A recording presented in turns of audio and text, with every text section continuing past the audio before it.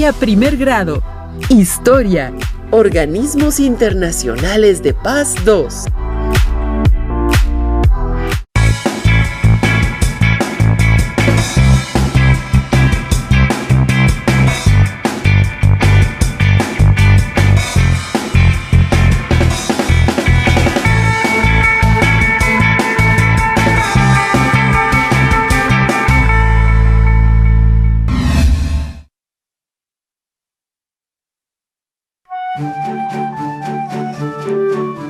Bienvenidas y bienvenidos a una sesión más de Aprende en Casa.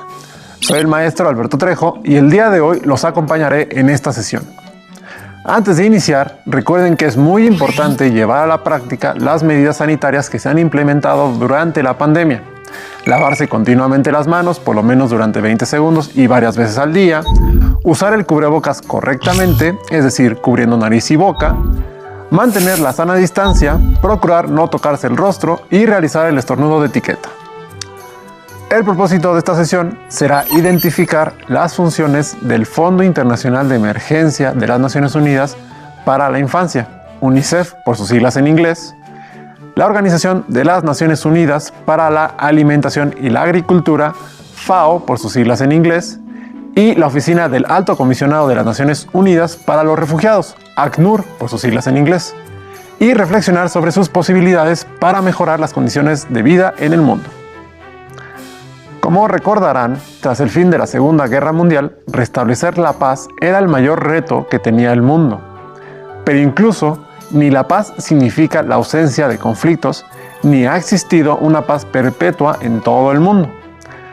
A lo largo del siglo XX e incluso del siglo XXI, han habido diversas guerras y conflictos armados de escalas nacionales e internacionales, cuyas causas han sido muy diversas. Antes de continuar, recuerden que para realizar anotaciones solo necesitan lápiz o bolígrafo, cuaderno y su libro de texto para profundizar y ampliar sus conocimientos acerca del tema. ¿Están listas y listos? ¡Comencemos! Para empezar, presten atención a la siguiente lectura de Juan Carlos Garzón, quien realiza una reflexión sobre la paz en Colombia, El Salvador, Guatemala, Angola y Liberia. Y dice así: alcanzar la paz se ha perfilado como la principal solución a la mayoría de los problemas por los que atraviesa la democracia, dentro de los cuales se presentan de manera prioritaria la pérdida del monopolio de la fuerza y de la ley, la ausencia de condiciones para el desarrollo de la economía y la falta de canales de participación política. Al realizar un ejercicio comparativo con países en los cuales se ha dado por terminada la guerra, como El Salvador, Guatemala, Angola o Liberia, se puede observar cómo, en principio, los procesos de negociación no conducen necesariamente a resultados positivos. En el periodo de 1945 a 1993, de las 57 confrontaciones bélicas que finalizaron, 14 lo hicieron por la vía de la negociación y 43 obedecieron a una victoria militar de uno de los bandos. Lo que no resulta evidente, en gran parte por la carencia de estudios al respecto, es que la ausencia de guerra haya determinado el advenimiento de mejores condiciones sociales, políticas, económicas e incluso culturales de las comunidades afectadas por estos conflictos. La firma de la paz no siempre produce los resultados esperados ni cumple las expectativas generadas por la negociación. A pesar de que la terminación de la guerra brinda un entorno positivo para la reducción de los niveles de violencia política, la consolidación de un aparato judicial eficiente que reduzca los niveles de impunidad, el mejor funcionamiento de la economía, así como la consolidación de una democracia abierta y participativa, todos estos elementos dependen de una serie de factores internos y externos no necesariamente vinculados a las negociaciones de la paz. No se puede esperar que un país experimente transformaciones profundas y súbitas una vez firmados los acuerdos de paz. Las transformaciones, cuando se dan, son lentas y en algunas circunstancias inestables. La cuestión radica entonces en que no solo se trata de lograr la desmovilización de los grupos armados y su reinserción a la vida civil. La paz concebida de esta forma tiene muchas limitaciones, al no implicar necesariamente un entorno más seguro, un aparato judicial capaz de mitigar la impunidad, mejores condiciones económicas o la consolidación de un entorno más democrático. Desde esta perspectiva, la consolidación de la paz está sujeta a un conjunto de decisiones que tienen que ver con la capacidad de planeación de un escenario post-conflicto y la madurez con la que se aborden los diálogos. Hasta aquí la lectura. Como pudieron darse cuenta, el cese de las actividades bélicas entre dos grupos que se enfrentan no asegura una mejoría en la vida de una sociedad. Quizás se pregunten entonces, ¿qué acciones se pueden llevar a cabo para que, en países donde han ocurrido guerras, suceda una situación de paz, acompañada de un bienestar para la mayoría de la población? Como menciona la lectura, es muy importante que los gobiernos de los países implicados en conflictos estén dispuestos a dialogar entre sí, para que, a través de la palabra, se lleguen a acuerdos que beneficien a ambas partes. Pero a su vez, se deben establecer diferentes mecanismos para que la sociedad tenga lo indispensable para vivir con dignidad: educación, trabajo, servicios, entre otros. Esta situación fue algo que se planteó desde el final de la Segunda Guerra Mundial. Como recordarán, una de las causas del estallido del conflicto fueron los efectos ocasionados por la Gran Depresión en la sociedad alemana, relacionados sobre todo con la falta de empleo y de posibilidades para tener una vida digna. Tras el fin de la contienda, los gobiernos del mundo estaban muy conscientes de la necesidad de transformar esta situación para que las necesidades económicas de las personas no las llevasen a incorporarse a grupos políticos que, como el fascismo, se valieron de la violencia para incrementar su poder. De esta manera aparecieron diferentes organizaciones a través de la Organización de las Naciones Unidas. Conozcan algunas de ellas a través del siguiente video. La recién creada Organización de las Naciones Unidas fundó organismos alternos que atendieran aquellas severas problemáticas que la guerra dejó como consecuencia. Tenemos, por ejemplo, las grandes crisis alimentarias derivadas por la devastación de campos de cultivo. Se creó la Organización de las Naciones Unidas para la Alimentación y la Agricultura, la FAO por sus siglas en inglés. Los resultados cruentos de la guerra también dejaron miles de niños y niñas en el desamparo, sin acceso a la educación o a servicios de salud, por lo que se creó en 1946 el Fondo de las Naciones Unidas para la Niñez, la UNICEF. También se creó la ACNUR, la Oficina del Alto Comisionado de las Naciones Unidas para los Refugiados, que se planteó el objetivo de proteger los derechos de la población que emigró de sus países de origen debido a la inseguridad que generó la guerra. Aunque de reciente creación, pero con antecedentes en los juicios a los líderes nazis y japoneses que incurrieron en acciones genocidas, se creó la Corte Penal Internacional, que tiene la facultad de investigar a quienes hayan cometido violaciones graves a los derechos humanos. ¿Cuáles son las principales problemáticas actuales que atienden los organismos de paz? A pesar de los esfuerzos por atenuar el impacto de estas problemáticas, aún prevalecen en la actualidad altos índices de pobreza, marginación y violencia, derivados de conflictos regionales y en los que los organismos de paz trabajan intensamente para contenerlos. Por ejemplo, la ACNUR reporta que los conflictos locales en Asia y África principalmente han contribuido a que minorías religiosas o raciales se vean en la necesidad de encontrar mejores condiciones de vida o refugio en otros países, debido a que son perseguidos por sus creencias religiosas o su origen racial. Como en el caso de los niños Rohingya en Bangladesh o las familias de Libia y Siria, en los que se reportan casos de detenciones ilegales, esclavitud, enfermedades, torturas y tráfico de personas. La UNICEF, por su parte, continúa emprendiendo acciones para apoyar a los niños y niñas víctimas de las guerras en Yemen, brindándoles apoyo psicosocial a través de los espacios Amigos para la Infancia, de campañas sanitarias para evitar el avance del cólera y de programas contra la desnutrición. Al mismo tiempo, la FAO emprende diferentes programas de apoyo a agricultores o poblaciones marginadas, a pequeños productores, gente dedicada a la pesca, habitantes de los bosques y consumidores. Todas las historias incluyen datos y cifras pertinentes que, debido a las condiciones climáticas, los conflictos bélicos, delincuencia organizada o competencias desleales, no pueden generar alimentos de calidad y en cantidad suficiente para su subsistencia.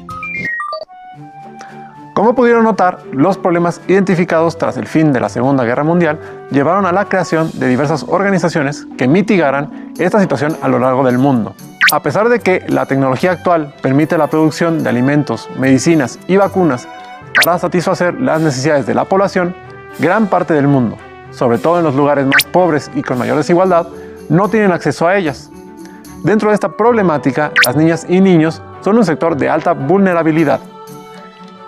En 1946, la ONU decidió la creación del Fondo Internacional de Emergencia de las Naciones Unidas para la Infancia, UNICEF por sus iniciales en inglés, para apoyar a los niños víctimas de la guerra. Con el paso del tiempo, sus preocupaciones se extendieron y la organización vela ahora por los derechos de las niñas y niños para promover su bienestar. Entre las acciones que desempeña actualmente encontramos el combate a la desnutrición infantil, la entrega de vacunas y la garantía de acceso al agua potable. Además, promueve mecanismos de protección contra la explotación y la violencia, pues en muchos países sufren reclutamientos forzados para ser niños soldados, para formar parte del crimen organizado o bien para traficar con sus vidas.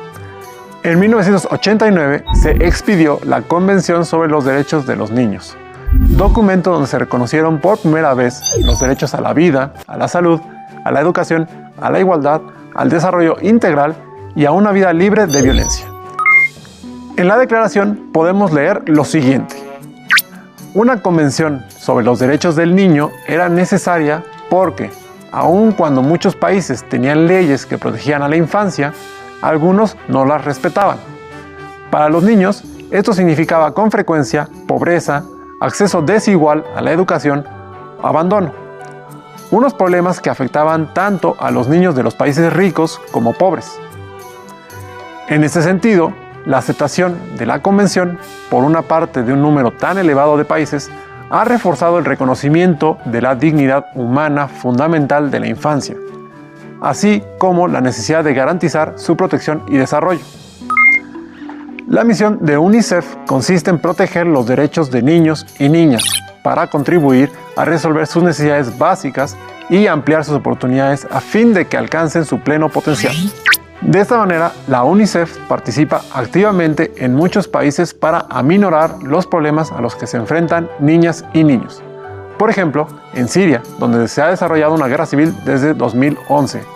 En palabras de la organización, junto con sus aliados, UNICEF ha proporcionado, entre otras cosas, agua, alimentos listos para el consumo, kits de higiene y vacunas contra la poliomielitis y el sarampión, con el fin de proteger a los niños, ayudarlos a sobrellevar las consecuencias del conflicto y hacer posible que sigan viviendo su infancia. Otro caso es que, con la coyuntura presentada por la pandemia de la COVID-19, la UNICEF participa activamente en países como la República Democrática del Congo, para que el riesgo de que una ola de hambruna azote a cientos de miles de niñas y niños sea reducido considerablemente y hasta evitado. Una organización que actúa de la mano con UNICEF para la solución de los problemas alimenticios es la Organización de las Naciones Unidas para la Alimentación y la Agricultura, FAO por sus siglas en inglés, la cual se fundó en 1945. Esta organización se encarga de combatir el hambre y la pobreza en el mundo. A su vez, impulsa proyectos para lograr una mejor utilización de los recursos naturales y una mayor producción de alimentos. Por ejemplo, en Sangoyi, una aldea de Irán, la FAO impulsó a la comunidad para que, a través de un trabajo conjunto, trabajaran por su propio bienestar. Sembraron campos, construyeron calles, carreteras y escuelas. Otro caso muy interesante en donde intervino la FAO es en el poblado de Kasena Nankana, en Ghana. Esta localidad, como todo el país, sufrió una grave deforestación entre 1990 y 2005. Además, la población sufrió de desempleo y pobreza. Siendo las mujeres un sector más vulnerable, ante esto se impulsó la creación de un trabajo de autogestión por medio de la elaboración de productos como jabones a base de frutos, nueces, vainas o aceites de semillas de los árboles de karité y baobab. Esta práctica, además de apoyar el establecimiento de una economía autosustentable entre las mujeres de la comunidad, es amigable con el medio ambiente, pues requiere del cuidado de los árboles cuyos frutos utilizan. En el continente americano, la FAO ha apoyado a las mujeres indígenas cariñas del sureste de Venezuela. Este grupo de mujeres ha logrado recuperar tierras que les habían sido arrebatadas y han logrado rescatar gran parte de la selva donde viven para proteger la biodiversidad del lugar. Finalmente tenemos al Alto Comisionado para los Refugiados, ACNUR. Esta organización, al igual que las anteriores, surgió tras el fin de la Segunda Guerra Mundial, debido al enorme número de desplazados y refugiados que necesitaban ayuda. Así, ACNUR fue fundado en 1950. Su principal función consiste en salvaguardar los derechos y el bienestar de las personas que tienen que abandonar su hogar. En Yemen, ACNUR atiende a grupos de familias que huyen de la guerra civil iniciada en 2015, a través de, según la misma organización, la ayuda de emergencia incluye alojamiento, suministros domésticos esenciales y ayuda en efectivo para las personas más vulnerables, pero enfrentándose a una dura situación debido al recrudecimiento de la guerra y la crisis económica actual que sufre ese país. Aunque las causas de la migración son diversas, ACNUR busca actuar en cada situación que se presenta. Por ejemplo, acompañando a víctimas de violencia de género y sexual que deben abandonar sus países para buscar refugio en otros, como México. De esta manera, les ayudan a rehacer su vida a través del apoyo y acompañamiento psicológico y laboral. Ahora, como escucharon en la lectura del inicio de la sesión, la justicia también es parte primordial en los procesos de establecimiento de la paz. Tener acceso a la justicia es un derecho universal, que es protegido y amparado por distintas instancias internacionales. ¿Conocían estos organismos encargados de velar por la justicia a nivel internacional? ¿Qué tipo de crímenes consideran que deberían llevarse a un tribunal internacional?